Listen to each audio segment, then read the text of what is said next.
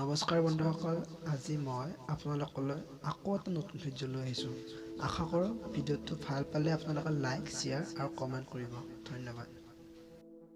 বন্ধুসকল, আপোনালোকৰ কেতিয়াবা জানিব মন নাযায়নে যে আমাৰ অসমত জনসংখ্যাৰ হাৰ কিমান বাঢ়িছে, বা আমাৰ অসমত বা ভাৰতত আমাৰ জনসংখ্যা এদিনত কিমান বৃদ্ধি পায়, অৰ্থাৎ আমাৰ ল'ৰা ছোৱালী কিমান জন্মগ্ৰহণ কৰে, বা আমাৰ এদিনত আমাৰ ভাৰতত কিমান সংখ্যক মানুহে মৃত্যুবৰণ কৰে। ইয়াৰ বিষয়ে সবিশেষ জানিবৰ কাৰণে আমাৰ এই ভিডিঅ'টো চাই থাকক। বন্ধুসকল, আপোনালোকে শুনি হয়তো আচৰিত খাব যে আমাৰ 2020 বৰ্ষৰ প্ৰথম দিনতে আমাৰ শিশু ৬৭,৩৮৫টা জন্মগ্ৰহণ কৰিছে, আৰু এইটো এটা ৰেকৰ্ড স্থাপন কৰিছে। India 67,385. India set record for highest numbers of baby born on New Year, first day 2020. ঠিক তেনেদৰে চাইনাত 46,299, পাকিস্তানত 16,787, ইণ্ডোনেছিয়াত 13,020 and আমেৰিকাত 10,452, অৰ্থাৎ আমেৰিকাত সকলোতকৈ কম জন্মগ্ৰহণ কৰিছে।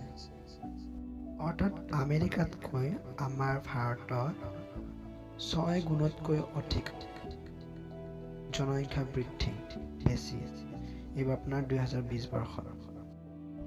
সঁচাকৈ আমাৰ ভাৰতত এইবাৰ এটা বিশ্বাস কৰিব নোৱাৰা ৰেকৰ্ড স্থাপন কৰিছে। 67,000 আপোনাৰ বেবিজ এদিনত জন্ম হৈছে আপোনাৰ 1 জানুৱাৰী। সঁচাই শুনিয়ে কিবা আচৰিত যেন লাগে ন।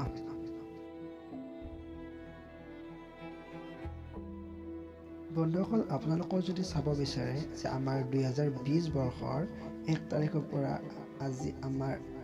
আজি ডেটলৈ, অৰ্থাৎ আজিৰ তাৰিখলৈ কিমানটা আমাৰ বেবিজৰ জন্ম হ'ল, বা কিমান মানুহৰ জন্ম হ'ল, বা কিমান মানুহৰ মৃত্যু হ'ল, তো তাৰ কাৰণে আপোনালোকৰ গুগলত যাই কিনে আপোনাৰ current population of India live এনেকৈ চাৰ্চ কৰাই দিব।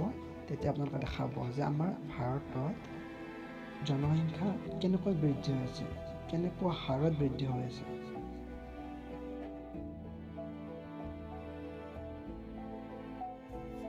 যদি ভিডিঅ'টো ভাল লাগিলে তেতিয়াহ'লে লাইক কৰিব, শ্বেয়াৰ কৰিব আৰু কমেণ্ট কৰি জনাব।